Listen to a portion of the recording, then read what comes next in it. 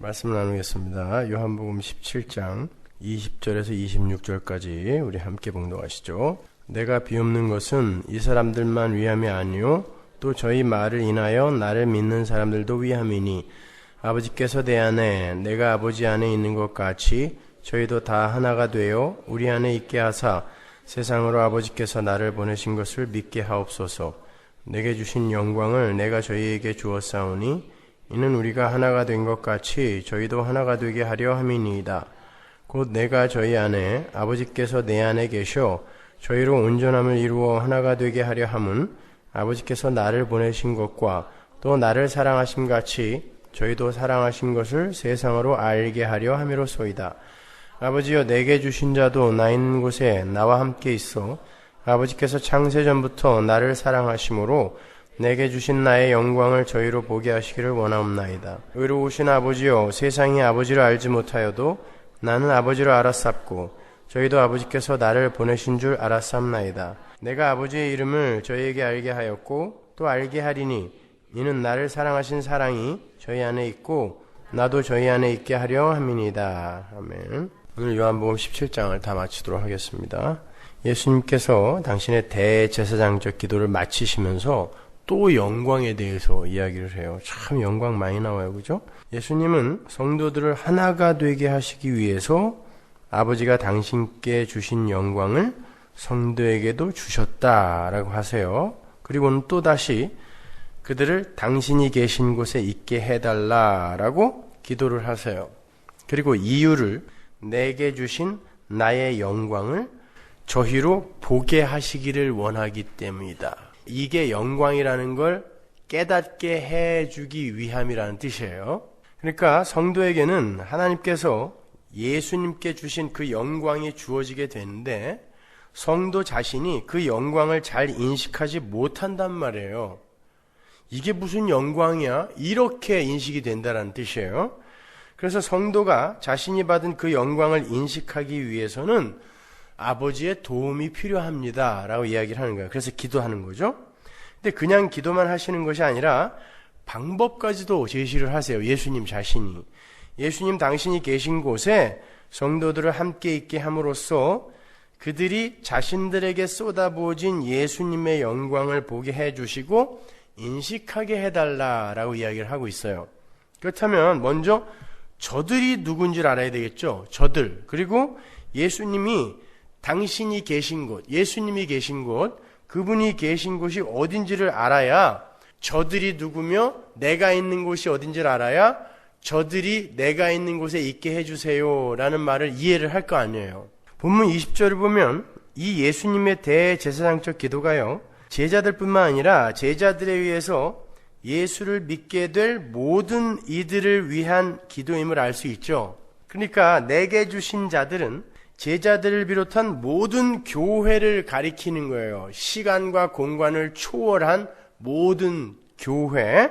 따라서 그 모든 교회를 함의하고 있는 그 무리를 내가 있는 곳에 있게 해주세요 라는 그 장소가 당시 예수님이 기도하시고 계셨던 그 장소가 아니라는 걸 알 수 있죠. 그리고 그 예루살렘이라는 동네도 아니라는 걸 알 수 있어요. 왜냐하면 시공을 초월한 모든 교회, 제자들과 제자들을 통하여 예수께 돌아오는 모든 자들을 위해 지금 기도를 하고 있는데, 하나님 저들을 나 있는 곳에 함께 있게 해주세요라고 기도를 한다면 지금 예수님이 계신 바로 그곳에 그들을 불러주세요라는 말이 아니란 말입니다. 그렇잖아요. 그러니까 예수님이 말씀하신 나 있는 곳은 그곳에 들어가게 되면 이 세상 그 누구도 알아볼 수 없는 예수님의 그 영광을 알아보게 되는 그곳이에요. 근데 그 예수님이 지금 계신 곳이 아버지와 또 함께 있는 곳이래요. 어딥니까? 이 세상에 뚫고 들어온 하나님 나라를 이야기하는 거예요. 거기에 교회를 지금 초청하고 있는 거예요. 그리고 교회가 그곳에 들어오게 되면 예수님의 그 영광이 이게 진짜 영광이었구나를 깨달아 알게 된다라는 그런 뜻이죠. 하나님 나라란 여러분도 아시다시피 하나님의 통치권 안에 있는 모든 영역을 다 가리키는 거예요. 그죠? 바실레이라는 단어가 통치권이니까 어떤 공간적, 국토, 공간 이런 곳이 아니라 통치권이 미치는 곳, 그것을 하나님 나라라 그러죠. 예수님은 당신의 생애 동안에 단 한 번도 하나님의 명을 어기신 적이 없었어요. 그래서 성경은 그를 가리켜서 죄 없는 자라고 부르는 거죠. 왜? 죄라는 게 부도덕이나 비윤리 혹은 실정법을 어긴 것 정도 이런 것을 가리키는 게 아니니까. 그죠? 죄라는 건 아버지의 뜻과 어긋난 사고와 행동을 죄라고 하는 거잖아요. 그러니까 성경이 예수님을 가리켜 죄 없는 자라고 묘사를 하는 건 예수님이 도덕적, 윤리적, 사회법적으로 완벽한 삶을 사셨다는 말이 아니에요. 계속해서 위험한 말을 제가 계속하기 때문에 그렇잖아요. 생각해보잔 말이에요. 남의 성전에 들어가서 남의 물건 다 갖다가 팽개쳐버리는 게 이게 도덕적으로 옳아요? 그건 사회법 어기는 겁니다. 죄인이잖아요. 예수님은 어려서부터 태어나서부터 나는 예수니까 우리 부모에게 절대 땡깡 피우지 말아야지. 배고파도 참아야지. 아이고 배고파. 엄마가 언제 젖줄래나. 그러고 계셨을까요? 울었습니다. 그리고 엄마한테 땡깡도 피웠어요. 그리고 예수님이 어렸을 때 동네 애들이 와서 한 대 팼어요. 야 그래 나를 때려서 네 마음이 편해진다면 한 대 더 때려라. 그랬을까요? 여러분 누가는 예수님의 지혜와 키가 자라갔다 그러죠. 그건 어렸을 때 예수님이 똑같은 아이들이었다는 뜻이에요. 여러분 그런 것들을 근데 인간들이 했을 땐 죄라고 그러잖아요. 예수님이 하면 죄가 아니에요? 아닙니다. 왠 줄 아세요? 하나님이 이끄시는 대로 하나님의 그 계획 속에서 차근차근 하나님의 뜻을 좇아 살아간 삶을 죄라고 하지 않아요. 그래서 예수님을 죄 없는 자라고 하고 그리고 그분을 하나님 나라라고도 이야기하는 거예요. 천국이 왔다라고 했을 때 그 천국이 예수님이었단 말입니다. 왜? 하나님의 뜻을 좇아 사는 분이었기 때문에. 그런 의미로 성도가 나중에 죄 없음의 선고를 받게 되는 거예요. 왜? 우리는 무지하게 죄를 짓고 있는데 지금 하나님의 선택에 의해서 하나님에 의해 끌려가고 있거든요. 그래서 나중에 우리가 죄 없음의 선고를 받는 거지 도덕적, 윤리적, 사회법적 그런 위반을 죄라고 한다면 우리는 다 죽는 거예요. 물론 거기에 하나님의 속죄 사역에 가입을 하게 되지만 그 속죄 사역 이전에 이미 하나님의 선택에 의해 예정된 그들은 죄 없는 자로 분류가 되어버리는 거예요. 그리고 그걸 설명해 주기 위해 속죄 사역이 역사 속에 뚫고 들어오는 거고. 어려운 개념이지만 여러분이 이해를 하실 수 있으리라 믿습니다. 자, 그렇게 하나님의 뜻에 의해서 순종이 되어 끌려가고 있는, 다른 말로 하나님의 통치에 순복이 되어 가는 하나님과 당신 백성들 간의 그 사귐과 교제 속에 있는 이들과 하나님과의 그 회복된 관계, 그것이 바로 하나님 나라예요. 바로 그곳에 우리 주님이 계셨고 지금도 계시고 앞으로도 그곳에 계실 거예요. 그러니까 하나님 나라를 어떤 공간적인 지역적인 개념으로 자꾸 이해를 하시려고 하면 안 됩니다, 여러분. 분명히 나중에는 어떤 공간적인 개념과 지역적인 개념이 있는 그런 곳에서 우리가 살게 될 것이지만 지금 우리가 성경을 통하여 하나님 나라를 이해할 때는 그런 공간적, 지역적, 헬라의 그 공간적 이원론에 입각해서 천국을 이해하시면 안 된단 말이에요. 주님께서 그 초청에 관해서 지금 굳이 하나님께 기도를 하고 계신다는 걸 잊지 마세요. 우리를 하나님 나라로 초청을 하시면서 나 있는 곳에 그들도 함께 있게 해주세요라고 하나님 나라로 초청을 하시면서 하나님께 기도를 하고 있단 말이에요. 하나님께 도와달라고 하는 거예요. 그 말은 우리가 예수님이 사셨던 그 하나님 나라를 사는 것은 우리 힘만으로는 안 된다라는 증거예요. 그래서 예수님이 하나님께 기도를 하고 가시는 거예요. 그게 얼마나 힘들면. 우리는 이 땅에서 하나님 나라를 살고 있다고 하면서 야 내가 진짜 하나님 나라를 살고 있나? 어떻게? 가끔 기분이 굉장히 이게 사이다가 튀는 듯한 감격이 있고 기쁨도 있고 행복도 있는데 그게 하나님 나라인가? 그런 게 없을 때는 아닌가? 헷갈리잖아요. 아니란 말입니다, 여러분. 하나님 나라는 그렇게 사는 게 아니에요. 그 정도로 사는 거라면 이 세상에 돈 많고 또 자기 소원 성취 잘 이루면서 사는 이들 다 하나님 나라 사는 거게요? 그건 하나님 나라를 사는 게 아니에요. 24절을 보면요. 주님은 당신이 계신 곳에 우리가 있게 되면 당신의 영광을 보게 될 것이다 라고 말씀하시잖아요. 따라서 예수님의 그 영광과 하나님 나라의 삶은 아주 밀접한 연관이 있는 거죠. 나 있는 곳에 하나님 나라에 그들이 있게 되면 내 영광을 본다 그러니까. 그러니까 이 영광과 하나님 나라는 아주 밀접한 관계가 있는 거예요. 자, 그 둘을 중요한 키로 삼아서 본문의 메시지를 오늘 다 한번 해석을 해보자는 말입니다. 여러분, 구약 성경에서 하나님의 영광이 노골적으로 나타난 곳이 주로 어디예요? 성막과 성전이죠. 항상 거기는 구름과 성막으로 가득 채워져 있었잖아요. 성막과 성전은 무엇의 모형이다? 하나님 나라의 모형이잖아요. 하나님의 지성소가 있는 곳이니까 하나님 나라의 모형이에요. 하나님이 모세를 어디 데리고 올라가서 보여주고 이거대로 지어라 그러잖아요. 어디에 데리고 왔어요? 하나님 나라란 말이에요, 거기가. 출애굽기 40장 34절 보세요. 그 후에 구름이 회막에 덮이고 여호와의 영광이 성막에 충만하매 모세가 회막에 들어갈 수 없었으니 이는 구름이 회막 위에 덮이고 여호와의 영광이 성막에 충만함이었으며. 여기에 쓰인 히브리어 수사법이 평행법이라는 거예요. 같은 내용을 여러 번 반복해서 써야 할 경우 다른 단어로 바꾸어서 표현하는 수사 기법을 말해요. 그러니까 구름이 영광이고 영광이 구름인 거예요. 그래서 항상 하나님의 영광의 구름은요, 단수예요. 클라우드가 아니라 클라우드예요. 히브리어 원어로도. 근데 여러분도 아시다시피 구름은 항상 무엇을 감추고 보호하고 막는 것으로 쓰이죠. 지금 위의 구절에서도 구름은 여호와의 영광이면서 동시에 여호와의 영광을 덮어 감추는 것으로 나타나잖아요. 그렇죠? 성막에 그 하나님 나라에 하나님의 영광이 가득 차 있는데 구름으로 감추어져 있어요. 물론 그건 하나님 나라의 모형이기 때문에 그러는 거예요. 하나님 나라에서는 하나님 영광이 밝히 드러나 있어요. 그러나 모형인 하나님 나라에서는 하나님의 영광이 감추어 있단 말입니다. 중요한 개념인 거예요, 이거는요. 시편 18편 10절 보세요. 그룹을 타고 나르시며 바람날개로 높이 뜨셨도다.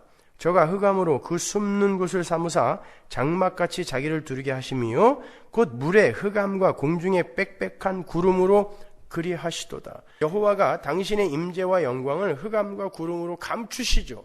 열왕기상 8장 10절 보세요. 제사장이 성소에서 나올 때에 구름이 여호와의 전에 가득함에 성전에 제사장이 그 구름으로 인하여 능히 서서 섬기지 못하였으니 이는 여호와의 영광이 여호와의 전에 가득함이었더라. 영광과 구름을 막 혼용해서 쓰죠. 그죠? 역시 여호와의 영광을 구름이 감추는 것으로 이렇게 표현이 돼요. 시편 97편 1절 보세요. 여호와께서 통치하시나니 땅은 즐거워하며 허다한 섬은 기뻐할지어다. 구름과 흑암이 그에게 둘렸고 의와 공평이 그 보좌의 기초로다. 불이 그 앞에서 발하여 사면의 대적을 사르는도다. 그렇죠? 하나님의 영광이 구름으로 또 구름과 흑암으로 감추어져 있대요. 왜 하나님의 영광은 이렇게 사람들에게 감추어지는 것으로 묘사가 되는가? 그건 여러분이 아시다시피 1차적으로 죄인들이 하나님의 영광을 대하게 되면 그 즉시 사망이기 때문에 그래요. 그래서 감추어지는 것으로 하나님의 영광이 이 세상에 들어와 있는 하나님 나라의 모형 속에서는 감추어진 것으로 드러나야 돼요. 왜? 이 세상은 전부 죄인이거든요. 하나님 나라에서는 죄인이 없으니까 거기서 밝히 드러나야 된단 말입니다. 그러나 거기에는 또 다른 깊은 메시지가 담겨 있어요. 하나님의 영광은요, 하나님의 것, 하늘의 것이 가시적으로 계시된 상태를 영광, 독사라고 한다 그랬어요. 영광의 박수 이거 아니에요. 무슨 영광이에요, 그건 도대체.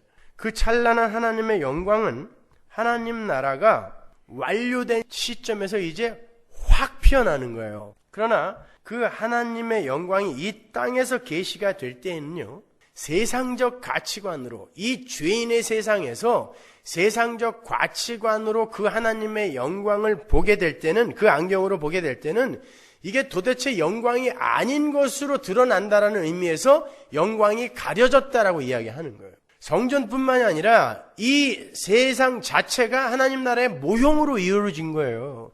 여기에는 하나님의 영광이 가득 차 있어요. 하나님은 무소부재하고 편지하시는 분이기 때문에 가득 차 있는데 죄인들이 못 알아보는 것이고, 그 영광이 세상의 가치관으로 영광처럼 안 보이기 때문에 지금 이렇게 우리가 영광을 못 보는 거란 말입니다. 제가 간단하게 예를 들어서 설명해 드릴게요.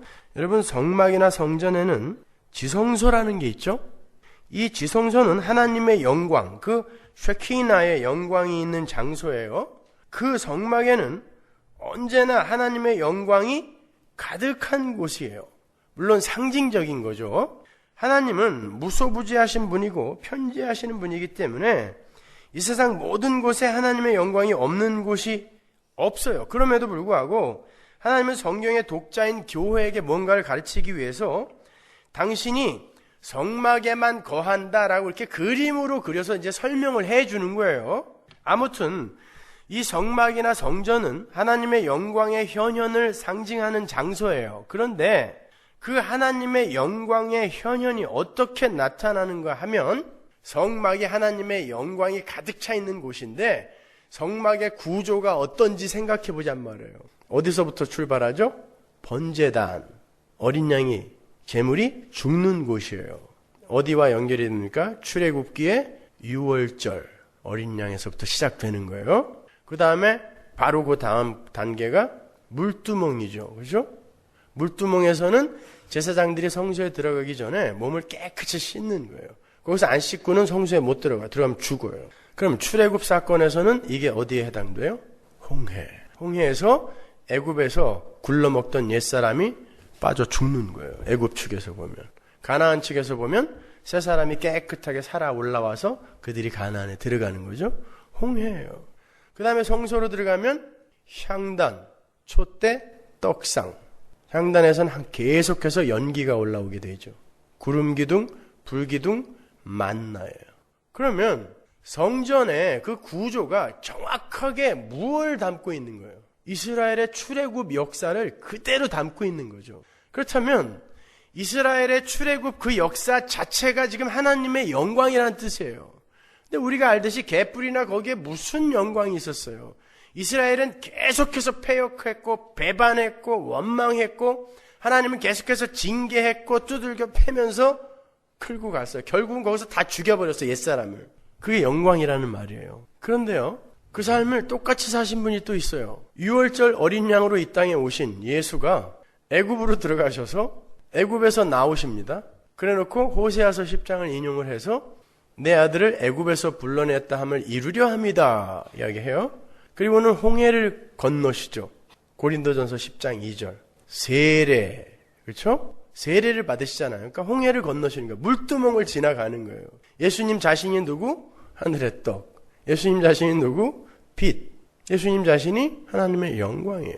그러니까 예수님은 이 성전의 삶을 그대로 살다 가신 거죠. 심지어 자기를 가리켜 뭐라 그래요? 야, 성전 헐어라. 내가 3일 만에 다시 짓는다. 그래 놓고 이는 성전이신 자기 몸을 가리켜 한 말이다 그랬어요. 그러니까 이스라엘, 예수님, 성전과 성막의 구조 똑같아요. 근데 그게 다 영광이에요. 예수님의 삶이 영광이라는 건 우리가 알겠어요. 근데 이스라엘의 삶이 영광이고 성막의 그 구조 자체가 영광이라는 건 조금 이해가 안 가잖아요. 한번 따라와 보시란 말이에요.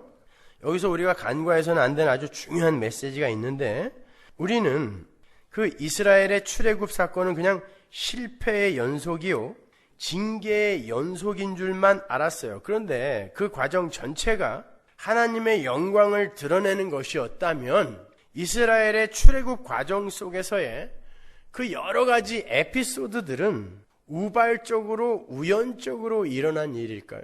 하나님께서 당신의 영광을 나타내기 위해서 이스라엘을 지금 애굽에서 끌어내다가 가나안으로 집어넣고 있어요. 당신의 영광을 드러내기 위해서. 근데 그 사건 중에 우연적이고 우발적인 사건이 단 하나라도 있을까요? 이스라엘이 애굽을 나와서 충분히 그냥 쭉 가면은 광야 거쳐서 가나안 들어가는 거예요. 요단을 왜 건너가요? 그 뒤가 가나안인데. 그런데 아래로 쭉 내려와서 홍해를 건너요. 그거는 정말 미련한 짓이란 말입니다. 근데 하나님이 그들을 그리로 몰아갔어요. 그리고 믹돌 사이 뒤에는 애굽, 사면초가로 밀어 넣으신다고요. 애굽을 나온 이들은 이제 죽음을 경험하면서 옛사람이 죽는 광야의 삶을 이제부터 살아야 한다는 거예요. 그래서 홍해에서 일단 한번 죽이는 거예요. 그건요. 죽음에 대한 암시인 거예요. 그리고 건너면서 한번 죽는 거예요. 옛사람이 죽는 거예요. 이렇게 그래놓고 광야에서 진짜 옛사람이 다 죽어버리는 거예요. 60만 명이. 그게 우리의 인생인 것입니다. 근데 거기에 하나님의 영광이 드러났대요. 하나님은 애굽에서 완전히 거기에 젖어 살던 이들을 당신의 능력으로 새 사람으로 바꿔내는 당신의 능력과 인내와 용서와 은혜를 그 출애굽 사건 속에서 확 드러내버리는 거예요. 하나님 것, 하늘의 것이 가시화되어 계시된 상태를 뭐라 그런다? 독사, 영광. 그래서 그 삶의 영광이 이스라엘의 출애굽 과정 속에 하나님의 영광이 나타났다고 하는 거예요.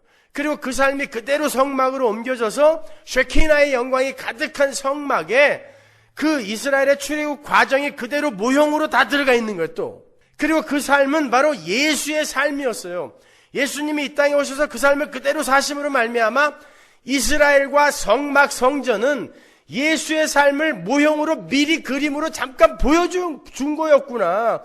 그게 하나님의 영광이었구나. 이걸 보여주는 거예요. 그걸 예수님이 오셔서 실제로 이제 이루어내시는 거죠. 자기를 제물로 드려서 우리를 홍해 속으로 집어넣고 싹 빨아서 깨끗하게 끌어올린 다음에 광야를 통과시켜서 우리의 인생을 통과시켜서 새 사람으로 만들어내는 거예요. 그게 역사고 우리의 인생입니다. 그 엄청난 하나님의 계획과 그 역사를 아는 이들이 앉아가지고 맨 자기 소원만 빌고 앉아있어. 우습지 않으세요? 복음을 모를 때는 그게 다인 줄 알아요. 다들. 저도 그랬으니까요. 적어도 복음을 알고 난 이후에는 거기서는 벗어나야죠. 하나님이 지금 어떠한 능력과 어떠한 역사로 우리를 끌고 간다는 걸 안다면 이제는 거기서는 벗어나야죠. 기독교는 우리 문제를 해결하는 종교가 아닙니다, 여러분. 이사야서 43장 7절 한번 보세요. 무릇 내 이름으로 일컫는 자 곧 내가 내 영광을 위하여 창조한 자를 오게 하라. 그들을 내가 지었고 만들었느니라. 그러니까 우리는 무엇 때문에 지어진 거라? 인간은 하나님의 영광을 드러내기 위한 소품에 불과한 거예요. 근데 그 하나님을 이 소품들이 부려먹고 있는 거예요. 병 고쳐주세요. 부자 되게 해주세요. 승진하게 해주세요. 좋은 집으로 이사가게 해주세요. 좋은 차 주세요. 소품들이. 골로새서 1장 15절 보세요. 그는 보이지 아니하는 하나님의 형상이요 모든 창조물보다 먼저 나신 자니 만물이 그에게 창조되되 하늘과 땅에서 보이는 것들과 보이지 않는 것들과 혹은 보좌들이나 주관들이나 정사들이나 권세들이나 만물이 다 그로 말미암고 그를 위하여 창조되었고 우리는 하나님을 위하여 창조가 된 거예요, 여러분. 그리고 그렇게 영광을 드러내며 사는 상태를 영생이라고 하고 그렇게 영생을 사는 이들이 사는 곳을 하나님 나라라고 하는 거예요. 제가 영생에 대해서 설명해 드렸죠. 우리는 시간과 그 공간을 초월한 하나님 나라의 시간대, 과거, 현재, 미래가 통합된 그 하나님 나라의 시간대를 사는 자들이라 그랬잖아요. 그래서 우리는 믿음으로 말씀을 통하여 아담한테도 가고 선악과를 같이 먹기도 하고 노아의 홍수 그 사건에서 방주에 같이 타기도 하고 바벨탑을 열심히 같이 쌓다가 언어가 흩어지는 경험도 하고 또 나중에 예수님이 재림하실 때의 그 찬란한 부활의 현실을 지금 땡겨서 경험하기도 하고 이게 영원을 사는 거라 그랬잖아요. 그게 하나님 나라를 사는 겁니다, 여러분. 영생을 사는 거예요, 그것이. 근데 그 모든 게 다 하나님의 영광을, 그분의 능력과 그분의 사랑과 그분의 섬김과 그분의 성품 이런 것들을 다 드러내기 위해 우리에게 주어진 거란 말이에요. 그러니까 모든 것은 하나님에 의해 계획되어지고 그 계획 속에서 차근차근 진행되어져 가는 거예요. 그런 것 앞에서 인간의 자유의지와 하나님의 주권과의 충돌? 그게 논의가 될 만한 이야기입니까? 항상 이 초짜들이 물어보는 거 있잖아요. 하나님의 주권과 인간의 자유의지의 충돌을 어떻게 설명하실 거예요? 소품들이 무슨 자유의지가 있습니까? 제한된 자유의지예요, 그건요. 죽은 흙이라니까요, 우리는. 하나님의 은혜 밖으로 나가면 그냥 그 즉시 죽은 흙이에요. 언제 지옥으로 쓸어 넣어도 아무 할 말 없는, 말을 할 수가 없어요. 죽은 흙이 무슨 얘기를 해요. 그런데 이스라엘의 출애굽 과정 속에서 이스라엘의 패역과 그들의 죄를 징계하시는 하나님의 공의와 그럼에도 불구하고 결국에는 그들을 이끌고 약속의 땅에 들어가고야 마시는 하나님의 은혜와 사랑과 인내와 섬김이 그 속에서 이제 밝히 드러났어요. 하나님 나라에서. 그게 하나님의 영광이에요. 그런데 그 하나님의 영광의 삶이 예수님의 삶 속에서도 그대로 반복이 돼요. 반복이 된 게 아니라 예수님의 삶이 이스라엘에게 이제 미리 투영이 된 거죠. 따라서 우리 모든 성도의 삶은 자기의 영광이 아닌 하나님의 영광을 드러내기 위한 삶으로 나타나야 되는 거예요. 그러니까 내 영광을 위해서 하나님의 힘을 사용하는 것이 기독교가 아니라 내 모든 것이 하나님의 영광을 드러내기 위한 도구로 사용되어지는 거예요. 그렇다고 해서 내가 무슨 축구 선수가 되어서 축구골을 헤드트릭을 기록하고서 그것으로 하나님께 영광을 돌리고 미스 코리아가 그냥 비키니 수영복 입고 나와서 1등 했다고 하나님께 영광을 돌리고 이런 거 말고 하버드 들어갔다고 난 하나님께 영광을 돌리다 이런 영광 말고요. 삶으로 드리는 영광은 하나님에 의해서 끌려가며 하나님의 백성으로 조금씩 지어져 가는 그게 바로 하나님께 영광이 되는 삶인 거예요. 그 삶이 바로 하나님의 영광이 드러나는 삶인 것입니다. 그래서 이 세상에 하나님의 영광이 드러날 때에는요, 마치 감추어진 것처럼 드러난다라는 거예요. 왜? 우리가 하나님의 영광이 드러나는 걸 이 세상에 있는 피조물이 영광스럽게 되는 것으로 야, 하나님의 영광이 드러났어. 이렇게들 이해를 하고 있기 때문에 하나님의 영광은 그렇게 안 나타난단 말이에요. 그래서 감추어지고 숨겨진 영광이라고 이야기하는 거예요. 하나님의 영광은 절대 그렇게 안 나타납니다. 우리가 영광을 취해서 하나님께 영광이 되는 그런 메커니즘이 아니라 그게 고지론이잖아요. 그건 아니에요. 우리는 티끌로 낮아지고 그럼에도 불구하고 우리를 이끄시는 하나님의 능력과 영광이 드러나기 때문에 우리에게서 하나님의 영광이 드러날 때 감추어지고 숨겨진다라는 표현을 하는 거예요. 다시 한번 확인합니다. 하나님의 영광이 이 세상에 드러날 때 감추어져서 나타난 건 1차적으로 죄인들이 하나님의 영광 앞에 섰을 때 살아날 수가 없기 때문에 그렇게 나타나는 것이고, 두 번째는 하나님의 영광이 이 세상 속에서 나타나게 될 때에는 마치 감추어진 것처럼 전혀 다른 모습으로 나타나게 되기 때문에 감추어져서 나타난다라고 하는 거예요. 그래서 하나님 나라의 모형인 성막이나 성전에 하나님의 영광이 드러날 땐 구름으로 가려져 있는 것처럼 보이는 것이죠. 그리고 하나님이 당신의 현현을 나타내실 때도 흑암과 구름으로 당신을 숨기셨다라고 이야기를 하는 거예요. 이 세상에서는 하나님의 영광이 이렇게 숨겨지고 감추어진 모습으로 나타나는 거란 말입니다. 그러니까 하나님 나 부자 만들어주세요. 내가 하나님께 영광 좀 돌리게 해요. 이딴 소리 좀 하지 마세요. 그건 무식한 소리예요, 그건요. 그렇게 안 나타난다니까요. 성경은 그 반대를 이야기하고 있는데 나 잘되게 해줘보세요. 내가 하나님께 영광 좀 돌리게 이러고 있어요. 우리 아들 좋은 대학교 보내주세요. 하나님께 영광 되게. 누가 그걸 영광이라 그랬어요? 성경 어디에 그게 영광이라고 나옵니까? 자기들 생각으로 자기들이 지어놓고 하나님께 막 강요하는 거예요. 하나님은 그거 내 영광 아니라는데 아니긴 뭐가 아니야 먹어 그러는 거예요. 내가 영광이라는데 당신이 왜 아니라 그래? 이런 패역한 인간들이 있어요. 하나님의 이름이 불리는 곳에서 하나님의 이름이 모독을 당하는 거예요. 하나님의 이름을 모르는 자들에게서는 모독당할 일이 없어요. 근데 하나님의 이름이 불리는 곳에서, 교회에서 하나님이 모독당한다니까요. 어디서 배설문 같은 거 갖고 와갖고, 사도 바울도 배설물로 여겼다는데 하나님은 얼마나 더 배설물로 여기겠어요. 이 세상 힘들을. 근데 그거 갖고 와서는 하나님 영광이니까 먹으세요. 드세요. 그러고 드리고 있는 거예요. 심지어는 예배당 크게 져놓고도 영광 받으세요. 누가 집 짓고 영광 받는다 그랬어요. 누가 집 지어주면 영광 받는데요. 그런 건 하나님께 영광이 되는 게 아니에요. 하나님께 영광이 되는 분들은 바로 여러분 자신이에요. 여러분 자신 속에서 이루어진 하나님 나라, 그 속에서만 하나님 영광이 드러난다니까요. 그래서 성막과 성전에만 하나님의 영광이 이렇게 가득 차 있었던 거예요.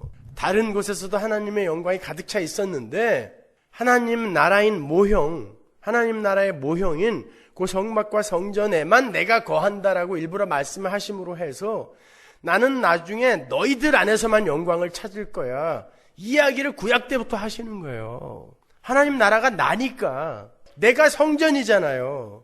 고린도서에서 내가 성전이다. 너희들이 지금 하나님이 거하시는 성전인지 알지 못하느냐 그러잖아요, 성경이.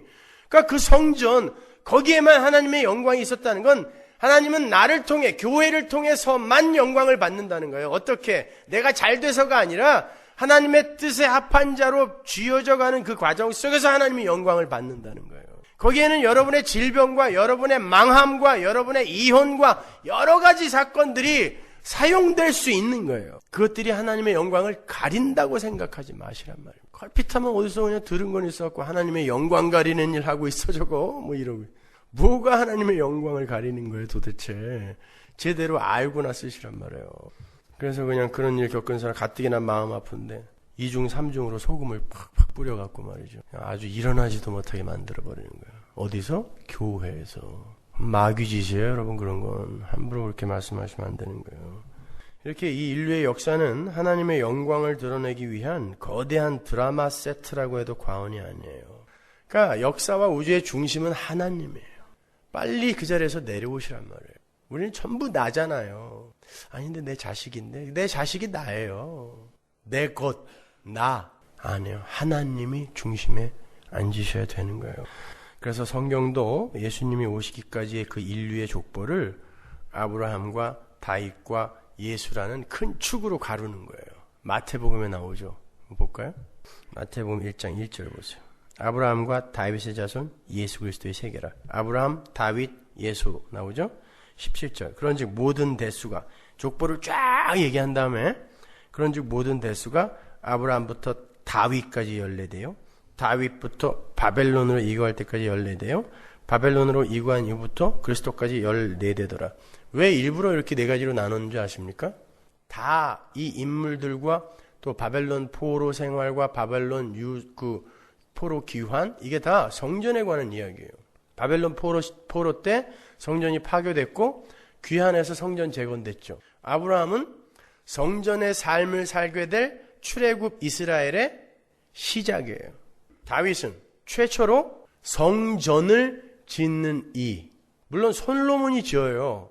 그러나 솔로몬과 다윗은 하나로 묶여서 어떻게 해서 성전이 완성이 되는가를 설명해 주는 것이지, 그러니까 솔로몬은 성전을 지었고 다윗은 못 지었다 이렇게 가르려고 나누는 게 아니에요. 그건 제가 나중에 한번 깊이 설명을 해 드릴게요. 왜 다윗이 피를 흘렸기 때문에 성전을 못 짓는다고 한 것이고, 솔로몬이라는 이름 단어가 샬롬이거든요. 평강의 왕, 샬롬이거든요. 왜 평강의 왕이 성전을 지어야 되는지, 그것도 예수 이야기예요. 하여튼 차치하고 그 다윗, 그리고 그 다윗의 후손으로 오시는 진짜 성전인, 참 성전인 예수, 이렇게 역사를 큰 축으로 나누어요. 그러니까 이 역사 자체가 성전, 즉 하나님의 영광을 드러내는 하나의 세트다라는 걸 보여주는 거예요. 마태복음 1장에서부터 신약에서도. 그래서 성전으로 역사를 가르는 거예요. 이 인류의 역사는 성전의 역사였다라고 보여주는 거예요. 그래서 이스라엘도요, 바벨론 포로로 잡혀갔을 때부터 시작해서 이스라엘이 다시 3차 포로 기한까지 해서 가나안으로 돌아왔을 때가 70년이 훨씬 넘어요. 근데 왜 바벨론 포로 기간을 70년으로 잡는 줄 아세요? 성전이 파괴됐다가 다시 재건된 그때 BC 586년에 파괴됐고 516년에 재건됐거든요. 그들은 성전이 없으면 나라로 치질 않은 거예요. 그래서 그냥 70년 포로 생활이라고 한 거예요. 그 이후에도 포로들이 많았어요. 그만큼 성전은 이스라엘에게 중요했어요. 이스라엘에게 성전이 중요했다라는 건 이 인류에게, 교회에게 성전은 뭔가 대단한, 이스라엘이 교회의 모형이고 상징이었으니까 대단한 메시지와 의미를 담고 있는 것이라는 걸 보여주는 거예요. 그 성전이 예수였고 바로 우리란 말입니다. 거기에 하나님의 영광이 드러나는 거예요. 자, 그런데 하나님의 영광이 드러나기 위해서는요, 그 영광을 드러내는, 반사해내는 반사체의 영광이 완전히 죽어야 돼요. 달을 한번 생각해 보세요. 달 자체에 스스로 발광 능력이 있어서 태양처럼 빛이 스스로 달에서 나오고 있을 때요, 태양이 거기에 비추어서 태양의 빛을 온전히 반사해내기가 힘들어요. 달은 죽어 있습니다. 달은 빛이 없어요. 완전히 죽어야 태양이 비추어 아름다운 달빛을 영광으로 받아내는 거예요. 태양이 비칠 때 100촉짜리 전구를 이렇게 들고 있으면요, 이건 불도 아닌 것이 반사도 못하는 게, 이건 병신이에요, 완전히. 100촉짜리, 태양 앞에서 100촉짜리, 이건 불도 아닌 거야. 근데 그 불 때문에 반사도 안 돼. 모든 인간이 그렇게 살고 있다니까요. 하나님은 우리에게 찾아오셔서 그걸 털어내시는 거예요. 그걸 비워내시는 거예요. 그리고는 하나님의 영광만 반사해내라고. 근데 전부 뭐예요, 우리는요? 예수님이 뭐라 그래요? 너희들은 너희의 영광을 더 좋아해야지 하나님의 영광보다 너희의 영광을 더 좋아하잖아. 우리의 영광을, 하나님의 영광을, 내 영광, 하나님의 영광이 채워져야 할 곳에 내 영광을 채워놓고 하나님의 영광을 계속 거부하고 있는 거예요. 그게 죄인이에요. 거기를 지옥이라고 하는 거예요. 하나님의 영광이 와서 거기를 빛으로 함락시켜버리지 못하면 거기는 계속 어둠일 수밖에 없어요. 그걸 지옥이라고 하는 거예요. 흑암이라고 하는 거예요. 우리가 그리로 떨어질 수 있다니까요. 우리 인생 동안에 우리를 비워내지 못하면 우리가 그리로 떨어진단 말입니다. 그런데 우리는 하나님에게 100촉짜리들이 가갖고 120촉 되게 해주세요라고, 고지 꼭대기에 올려주세요라고 열심히 빌고 있는 거예요. 나는 어두움이어도 괜찮고 지옥 가도 괜찮으니까. 그 불을 꺼야 된다니까요. 그래야 태양을 반사해낼 수 있는 거예요. 그게 자기 부인의 삶인 거예요, 여러분. 그리고 거기에서 그 일을 기필코 이루어내시는 하나님의 능력이 드러나는 거고, 그걸 영광이라고 하는 거예요. 독사. 그래서 여러분의 인생이 이렇게 가면 갈수록 심지가 빠진 초처럼 흐물흐물해지는 거예요. 이렇게 점점 꺼져. 인생의 빛이 밝아질 줄 알고 예수 믿었더니 점점 꺼져가고 있어요. 잘 가고 계시는 거예요. 그게. 그래야 하나님을 온전히 받아낼 수 있는 거예요. 자, 그래서 우리가 그렇게 자꾸 꺼져가는 상태에서 하나님의 능력과 그분의 성품이 드러나기에 이 세상에서는 하나님의 영광이 감추어져 있다, 숨겨져 있다, 이렇게 이제 얘기하는 거예요. 자, 성전부터 이렇게 왔는데 연결이 이제 되시죠? 에? 그러나 눈과 귀가 열려서 보이지 않는 하나님의 영광을 알아볼 수 있게 된 이들은요, 그 감추어진 하나님의 영광을 볼 수 있게 돼요. 아, 저게 영광이구나. 그래서 제가 가끔 상담해오는 우리 교인들이나 우리 타주나 한국에 있는 분들, 그런 분들의 메일을 이렇게 읽다 보면은 너무너무 힘들어하고 괴로워하는데, 근데 그분의 메일 속에 답이 다 있어요. 왜 하나님이 자기에게 이런 걸 허락하는지 본인이 다 알아. 그래서 제가 해줄 말은 별로 없고 잘 가고 계시네요. 그런 목적이라면 달게 받으셔야죠. 이렇게 답장을 해드려요. 왜? 제 눈에는 그게 하나님의 영광인지 보이니까. 여러분들도 서로 그걸 보실 수 있어야 돼요. 이 세상 것들이 잘 안 되고 소유가 이뤄지고 그런다고 해서 저주받은 사람, 조금 부자 됐다고 해서 저거 복받은 사람, 하나님의 영광 드러내는 사람, 이건 안 된단 말이에요. 그건 아직 못 보는 사람들이란 말이죠.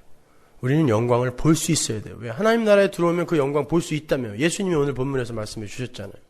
나 있는 곳에 함께 있게 해주세요.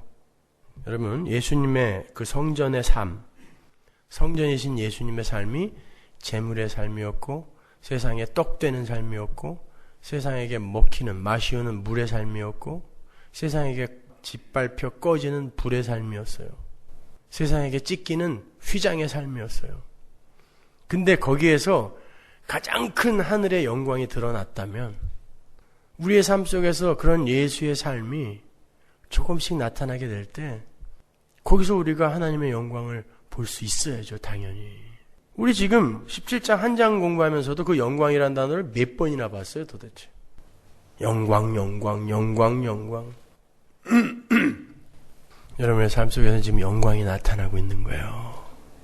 그러니까 기쁘게 감격스럽게 잘 받아내세요. 수긍하시고.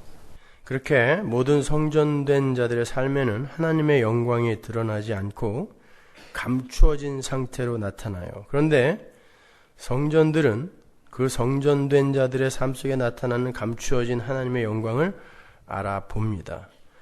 불법과 억지와 폭력으로 나에게 큰 손해를 입힌 자를 하나님의 뜻을 헤아리며 기도를 하는 동안 진심으로 용서를 하게 되었어요. 내가.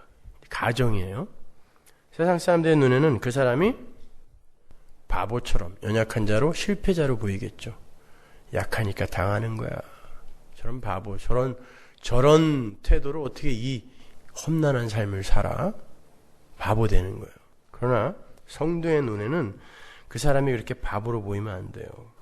성도는 그 속에서 용서와 섬김과 인내와 온유라는 하나님의 성품을 볼 수 있어야 되는 거예요. 그리고는 저 사람 삶 속에서 영광이 드러나고 있구나. 이렇게 볼 수 있어야 되는 거예요. 이렇게 하나님의 영광은 이 세상에서는 마치 연약하고 보잘것없고 어두운 모습으로 나타날 수 있어요. 예수님께서 분명 하나님의 나라 안에서 하나님의 성전으로 그 성전의 삶을 사셨는데, 그리고 그 삶은 이 세상에서 하나님의 영광을 드러내는 삶이었다고 하는데, 그분의 삶은 처참하게 짓밟히고 찢기는 삶으로 나타났어요. 예수님이 지금 하나님께 기도를 하며 우리를 그 자리로 부르고 계신단 말이에요. 그걸 바울이 이렇게 요약을 하는데 한번 볼까요? 골로새서 3장이죠.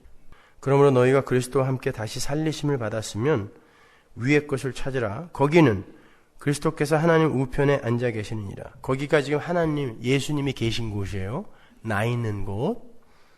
위의 것을 생각하고 땅의 것을 생각하지 말아라. 위가 어디예요? 예수님이 함께 계신 하나님 나라예요. 이는 너희가 죽었고 너희 생명이 그리스도와 함께 하나님 안에 감추었음이니라. 똑같은 개념의 단어들이 계속 나오고 있죠. 우리 생명이신 그리스도께서 나타나실 그때에도 너희도 그와 함께 영광 중에 나타나리라. 바울이 위의 것을 찾으라고 하는데 그 위라는 곳이 예수님이 하나님 우편에 앉아 계신 곳이래요. 하나님 나라란 말이에요. 그러면서 우리가 예수님과 함께 하나님 안에 감추어 있다 그래요. 그러면 지금 우리가 공부하고 있는 예수님의 대제사장적 기도의 마지막 부분이 기도가 응답이 된 거예요, 안 된 거예요? 나 있는 곳에 그들과 나와 함께 하나님 안에 감추어지게 해달라 그랬잖아요. 근데 사도 바울은 우리가 예수님과 함께 하나님 안에 감추어졌대요. 그러니까 기도가 응답이 된 거잖아요. 근데 그렇게 감추어진 자는 어떤 자다? 기가 막혀서 참 죽은 자래요. 그리고 위의 것을 찾아야 하는 자래요. 감추어진 자는 뭐 대단히 유익을 보는 줄 알았더니 이 세상에서 죽은 자로 사는 거래요. 죽은 개처럼. 여러분, 죽은 개 가서 발로 한 대 차면 그 죽은 개가 벌떡 일어나서 네가 뭔데 나 발로 차 대드는 거 보셨어요? 우리를 그렇게 살게 만들겠다는 것입니다. 죽은 개 자식이 대학을 5번을 떨어졌어요. 그 죽은 개가 너 죽고 나 죽자 6번은 못하겠다. 그리고 들고 일어날까요? 우리는 죽었다는데, 감추어진 자는 죽은 자라는데 다 살았어. 강시가 돼갖고 콩콩콩콩 뛰어다니면서 겉만 죽었어. 그리고 할 건 다 해요. 인간이 하는 건. 그건 죽은 자 아닙니다. 그리고 위의 것을 찾아야 된대요. 위의 것은 하나님 나라의 것이에요. 하나님 나라는 보여요, 안 보여요? 안 보여요. 그럼 위의 것을 찾으라는 건 뭘 찾으라는 거예요? 보이지 않는 걸 찾으라는 거예요. 우리의 됨됨이, 그걸 추구하라는 거예요. 위의 것이라니까 무슨 뭐 하늘의 맨션, 하늘의 재산. 위의 것은 보이지 않는 것, 이런 뜻이에요. 사도 요한도 똑같은 이야기를 하죠. 요한일서 2장 15절. 이 세상이나 세상에 있는 것들을 사랑치 말라. 누구든지 세상을 사랑하면 아버지의 사랑이 그 속에 있지 않냐니, 이는 세상에 있는 모든 것이 육신의 정욕과 안목의 정욕과 이생의 자랑이니 다 아버지께로 쫓아온 것이 아니오 세상으로 쫓아온 것이라.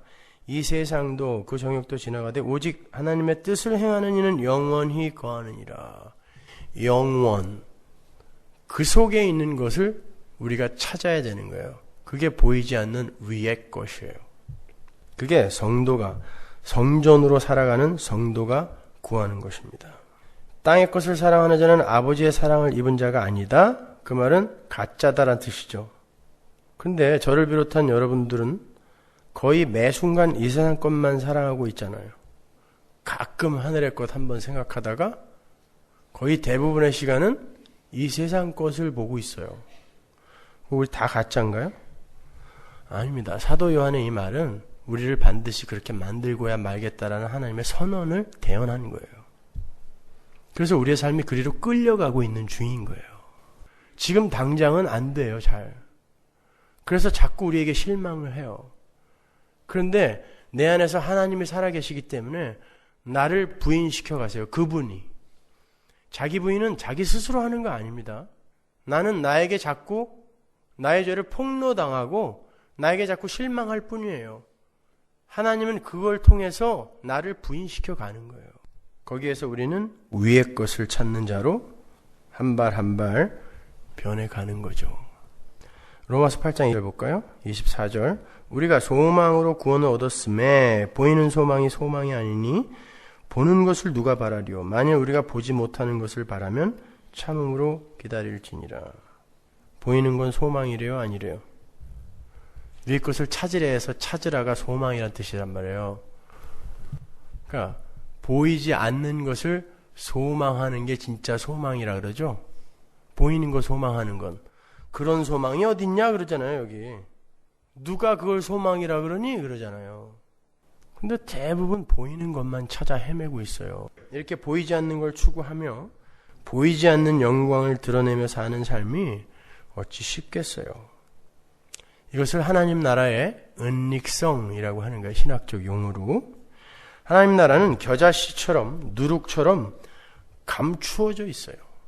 그 말은 이 세상에서 하나님의 통치에 순복하며 하나님 나라를 사는 하나님의 백성들이 감추어진 모습으로 이 세상을 살게 된다는 말과 똑같은 거예요. 그러나 실망 말라는 거예요. 바로 그 삶 안에 어마어마한 상상할 수 없는 하나님 나라가 감추어져 있다는 걸 보여주는 거예요. 바로 그 삶 안에 밀가루 전체를 뒤집어 엎어버리는 누룩 같은 힘이 들어있다는 거예요. 그래서 겨자씨와 누룩으로 하나님 나라를 비유하는 거예요. 누가복음 13장 18절 보세요. 그러므로 가라사대 하나님의 나라가 무엇과 같을꼬 내가 무엇으로 비할꼬 마치 사람이 자기 채전에 갖다 심은 겨자씨 하늘 같으니 자라 나무가 되어 공중의 새들이 그 가지에 깃들였느니라. 또 가라사대 내가 하나님의 나라를 무엇으로 비할꼬 마치 여자가 가루 서말 속에 갖다 넣어 전부 부풀게 한 누룩과 같으니라 하셨더라. 성막에 감추어져 있는 하나님의 영광과 이 모습과 연결을 해서 한번 생각해 보세요. 똑같은 거예요. 성막에 드러난 하나님의 영광, 유월절, 물두멍, 홍해, 만나, 불기둥, 구름기둥 다 뭐예요? 고난입니다. 그것과 이 겨자씨와 누룩의 비유를 연결해서 한번 생각해 보시란 말이에요. 똑같은 이야기 하는 거예요. 천국은 이 땅에서 이렇게 은닉되어 있어요. 마찬가지로 천국 자체인 여러분 자신도 이 세상에서 은닉되어 있어야 되는 거예요. 야, 예수 믿더니 저렇게 잘 됐어. 이건 은닉이 아니잖아요. 은닉되어 있다라니까요. 천국은, 하나님 나라는 겨자씨가 아니라 이따만한 호박들이 돼갖고 말이죠. 날 좀 봐줘 이러고 있는 거예요. 그리고 그런 가르침이 인기 있는 가르침이 되고 있고, 그건 아닌 거예요, 여러분. 제가 구약을 인용을 해서 조금 제가 구체적으로 설명해드리고 마칠게요. 이사야서 49장 1절 보세요. 섬들아 나를 들으라, 원방 백성들아 귀를 기울이라. 여호와께서 내가 태에서 나옴으로부터 나를 부르셨고 내가 어미 복중에서 나옴으로부터 내 이름을 말씀하셨으며 내 입을 날카로운 칼같이 만드시고 나를 그 손 그늘에 숨기시며 나로 마광한 살을 만드사 그 전통에 감추시고 내게 이르시되 너는 나의 종이요 내 영광을 나타낼 이스라엘이라 하셨느니라. 그러나 나는 말하기를 내가 헛되이 수고하였으며 무익히 공연히 내 힘을 다하였다 하였도다. 정령이 나의 신원이 여호와께 있고 나의 보응이 나의 하나님께 있느니라. 하나님께서 택하신 이스라엘에 관한 이야기죠. 3절에 보면은 내 영광을 나타낼 이스라엘이라 하였다 그러잖아요. 하나님이 나를. 그러니까 하나님이 택한 하나님의 백성에 관한 이야기예요. 여기에도 근데 하나님이 당신의 백성들을 숨기시고 감추신다 그래요. 2절 보면. 근데 재밌는 건 하나님께서 당신의 백성들을 날카로운 칼같이 만드셔서 당신 손 그늘에 숨기고 마광한 화살로 만드셔서 전통에 감추신대요. 그렇게 쓰지도 않을 거면 왜 두들겨 패서 날카로운 칼로 만들고 왜 마광한 화살, 그것도 날카롭다는 뜻이거든요. 왜 마광한 화살을 왜 만들어요? 어차피 전통에다 처박을 거 감춘대잖아요. 전통에다가 만들었으면 쏴야지. 세상을 향해. 감췄대요. 날카로운 칼을 만들어서 감췄어. 여러분의 인생이 고난으로 점철되는 것을 겪을 때 어떤 생각으로 견디세요? 그래, 이렇게 잘 견뎌내면 하나님이 나를 큰 일꾼으로 써주실 거야. 나를 하나님의 영광을 드러내는 자로 써주실 거야. 그래서 잘 견뎠더니 감췄어. 화살통에 감춰버렸어. 그리고 꺼내지도 않아. 유일하게 거기서 꺼내 쓰는 건 예수라는 화살밖에 안 써요. 나머지는 다 감춰. 만들더니 다 감춰놔 이렇게. 그게 성도의 인생입니다. 누가 여러분 보고 나가서 싸우라고 그러던가요? 세상과 싸우는 건 하나님이세요. 우리는 세상과 싸운다고 하지만, 그래서 우리를 군사라고 하잖아요. 그 세상이 총칭하고 함의하고 있는 게 뭐라 그랬어요? 내 안에 들어있는 마귀적 속성. 그게 마귀예요. 그걸 죽여가는 거예요. 누가? 철장을 가지고 백마를 탄 예수가. 그리고 내가 그 싸움에 그냥 노출되어 내가 다 경험하는 거예요. 그걸 전투라고 하는 거예요. 그래서 하나님이 때로는 싸워라 라고 해놓고 때로는 너희는 가만히 있어라 그러는 거예요. 가만히 있는 게 싸우는 거예요. 하나님이 내 안에서 싸울 때 내가 그걸 겪어내야 되기 때문에. 그런데 그걸 겪고 있으면 내가 점점 날카로운 검이 되어가고 날카로운 마광한 화살이 되어가는 거예요. 그렇게 완성됐을 때 천국으로 옮겨놓는 거예요. 천국에다 감춰버리고 나머지들은 너희들은 못 들어가. 내 새끼들은 다 감췄어. 이제 너희들은 여기서 죽었다. 태워버리는 거예요. 그 감추임의 삶을 이 세상에서부터 조금씩 살아내는 거예요.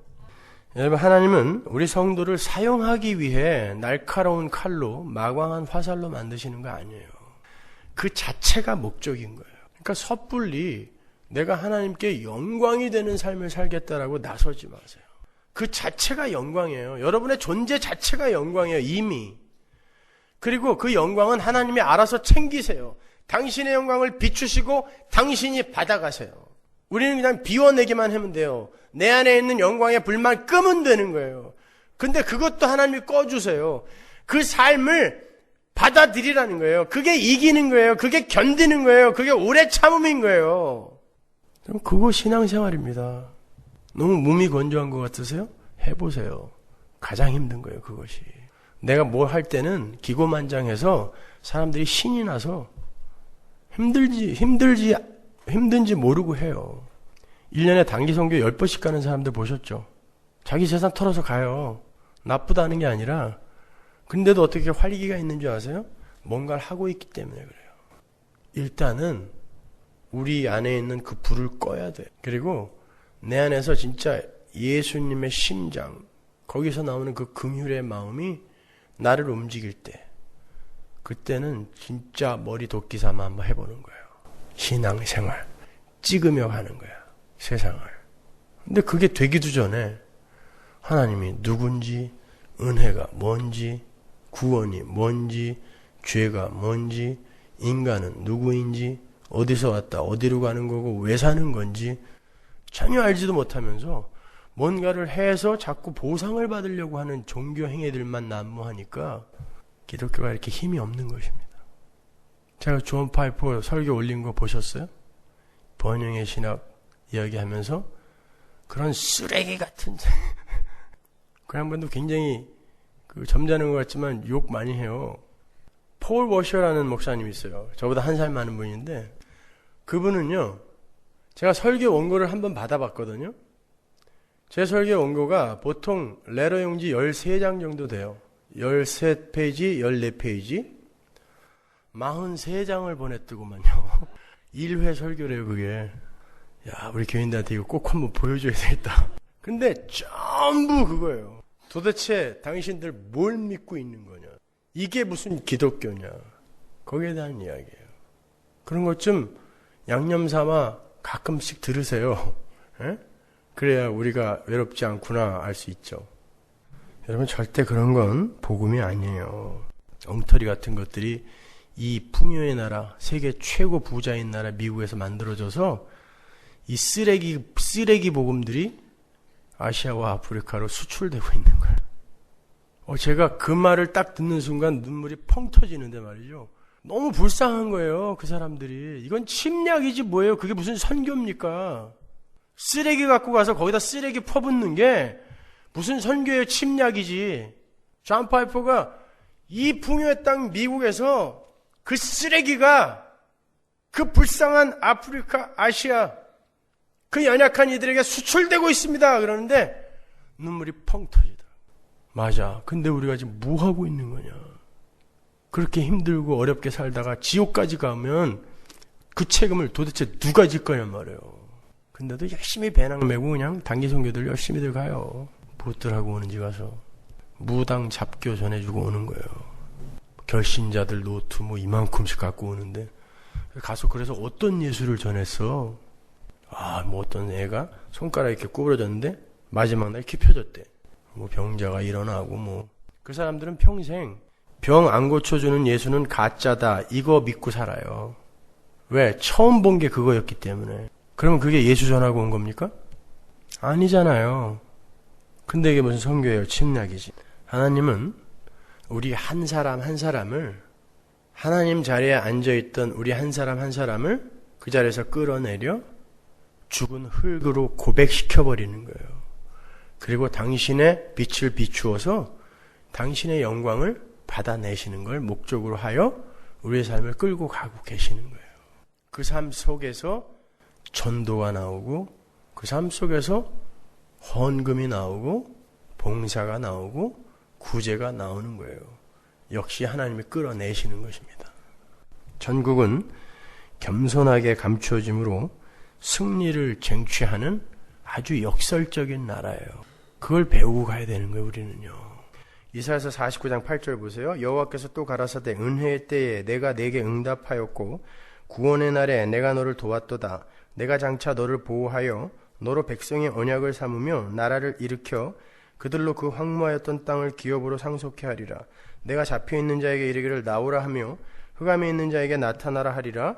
그들이 길에서 먹겠고 모든 자산에도 그들의 풀밭이 있을 것인즉 그들이 줄이거나 목마르지 아니할 것이며 더위와 볕이 그들을 상하지 아니하리니 이는 그들을 긍휼히 여기는 자가 그들을 이끌되 샘물 근원으로 인도할 것임이니라.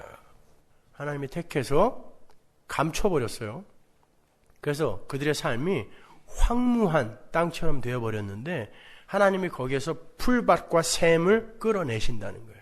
삶을 바꿔서가 아니라 그 상태에서 이게 진짜 살아있는 풀밭이며 샘물이라는 걸 깨닫게 해주신다는 거예요. 오늘 본문의 말로 바꾸면 이게 진짜 영광이구나를 알아먹게 해주신다는 뜻이에요. 여러분, 우리가 전에도 말씀드렸지만 우리는 어린 양으로 세상에 보내진 사람들이에요. 그래서 하나님이 쉴 만한 물가, 푸른 초장 이런 곳으로 우리를 끌고 가면 거기가 정말 쉴 만한 곳이 되어야 되고 거기가 나에게 만족스러운 곳이 되어야 돼요. 근데 왜 우리가 그걸 사망의 음침한 골짜기로 때로는 우리의 인생을 그렇게 받아들이냐면 이 양이 이리로 둔갑을 해버려서 그래요. 이리에게는 풀 갖고는 만족이 안 돼요. 아니, 예수님께서 양을 세상에 보내면서 세상이 이리처럼 너를 물 텐데 너는 뱀같이 지혜롭게 절대 양의 자리를 떠나서 이리로 변하여 그들을 물으면 안 돼. 응전하면 안 돼. 라고 가르쳐 주셨단 말입니다. 그게 뱀처럼 지혜로워요. 뱀의 지혜는 항상 네가 있는 자리를 떠나 하잖아요. 그러니까 뱀처럼 지혜로우란 말은 이리가 물더라도 양들아 일이 되지 말아라는 뜻이거든요. 그러면 우리가 양으로 지금 계속 있다면 푸른 초장과 쉴만한 물가에서 아버지와 함께 기쁘게 놀고 있어야 돼요. 그걸 누리고 있어야 돼, 그 나라를. 그런데 전부 지금 자기 삶에 하나도 만족 못 하잖아요. 아닌 것 같이 앉아있지만 다 불만족스럽잖아요. 왠 줄 아세요? 우리가 전부 이리요 늑대로 지금 변신해 있어요. 이렇게는 못 살겠다는 거예요. 양처럼은 못 살겠다는 거예요. 딴 사람들 다 저렇게 좋은 거 먹고 좋은 거 입고 저렇게 화려하게 사는데 왜 나만 양처럼 살아야 되냐는 거예요. 여러분, 문명이 정말 우리를 행복하게 해줘요? 문명이 발달하면 발달할수록 인간의 기대치와 욕심은 점점 높아져요. 그리고 만족의 자리는 점점 자석의 양극이 부딪히는 것처럼 멀어져요. 우리 국민학교 다닐 때 짜장면 1년에 2번 먹었어요. 생일날 한 번, 형이나 누나 졸업식 때 한 번. 불고기? 아이고, 누가 고기가 뭐 질기니 뭐니 이런 소리를 어디서 해요. 곰으로 돼 있어도 먹어요. 근데 어느 날 맛난 소고기를 한번 먹고 나니까 그 질긴 거를 못 먹겠어요. 짜장면보다 더 맛있는 스파게티를 한번 먹고 나니까 이 짜장면은 완전히 쓰레기야. 그런데 맛있는 것들은 점점 많이 우리에게 공급되어지고 좋은 것들은 점점 많이 풍성하게 우리에게 쏟아지는데 만족은 점점 낮아져요. 그래서 자살률이 점점 높아져요.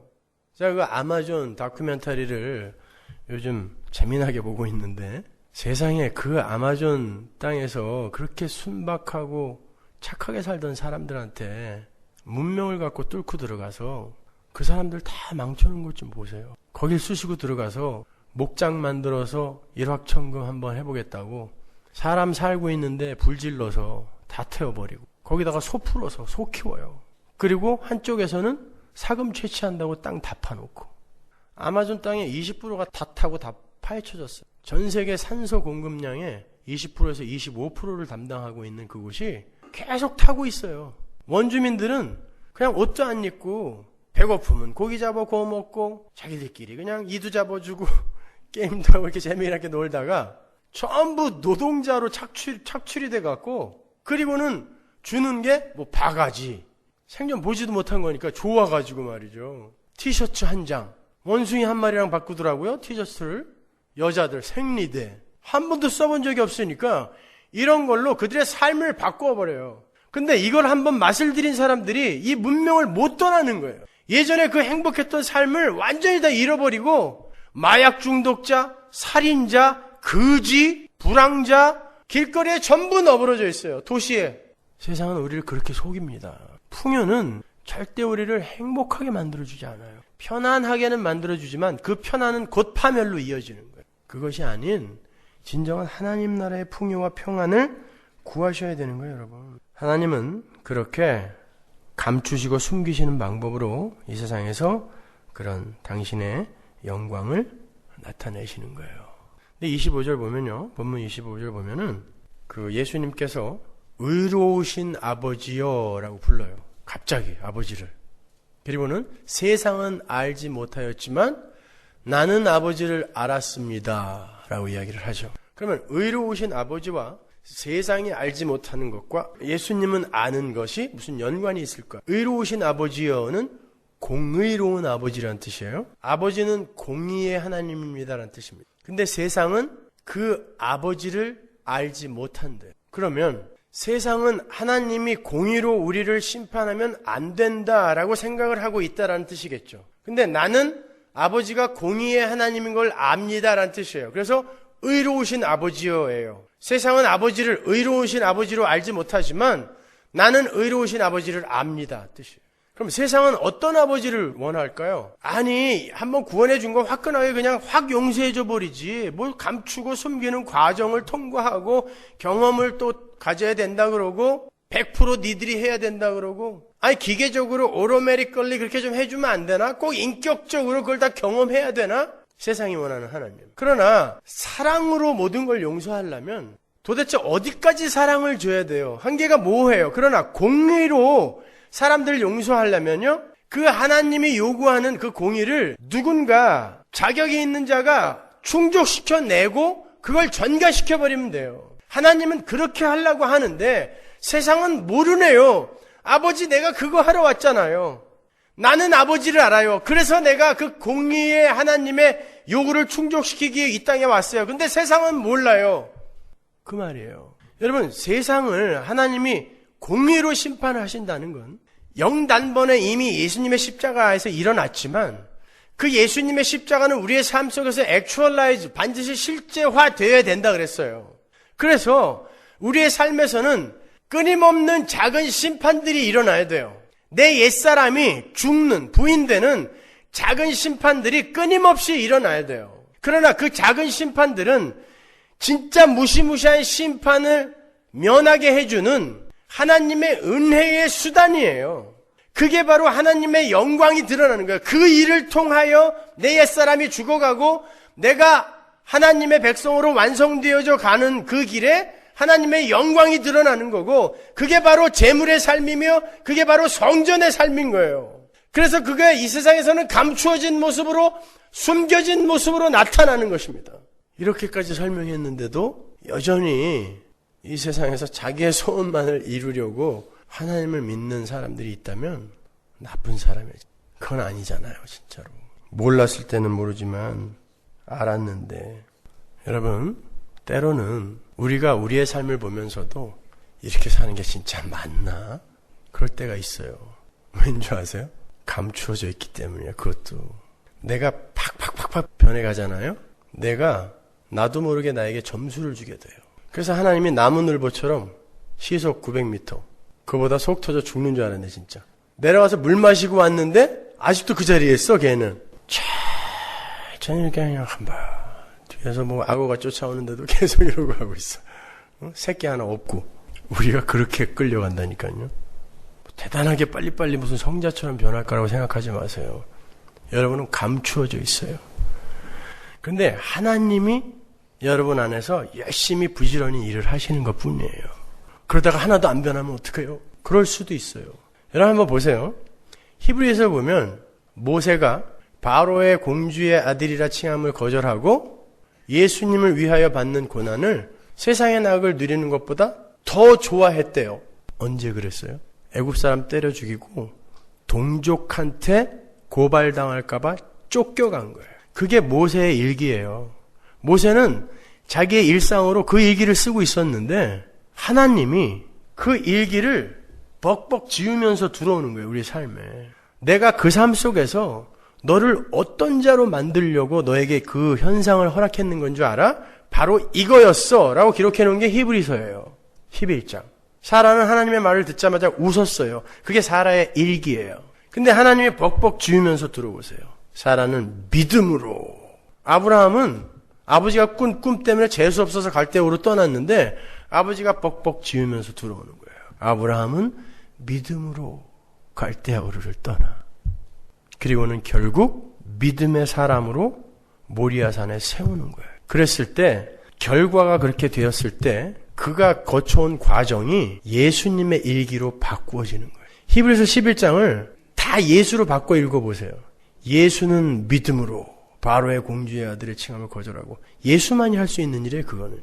예수는 믿음으로 하나님의 말씀에 온전히 순종하고 예수는 믿음으로 하나님이 떠나라 했더니 금방 떠나고 예수의 삶이 그가 엉터리로 써놓은 일기를 지우고 들어와서 예수의 일기로 바꿔버리는 거예요. 그게 우리의 신앙생활이에요. 그게 성도의 삶이에요.